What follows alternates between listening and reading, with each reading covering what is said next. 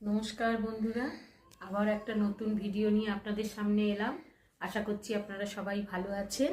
এই যে আজকে আমার দুপুরের মেনু দেখুন, কি বেশি কিছু রান্না করিনি, অনেক কেচেছি ওই জন্য। আর এই যে কালকের একটু এই শিমের ভর্তা ছিল, আর আজকে এই লাউ শাক করেছি কুমড়ো বেগুন আলু দিয়ে, আর লাস্টে সর্ষে আর পোস্ত বাটা দিয়েছি।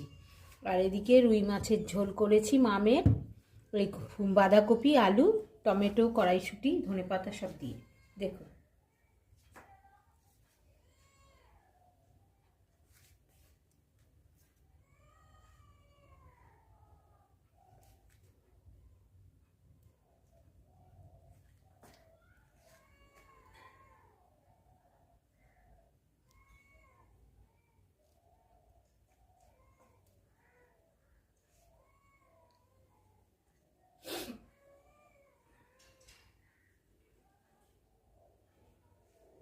অনেকটা দেরি হয়ে গেল, আজ তাহলে আসবো আবার একটা নতুন ভিডিও নিয়ে।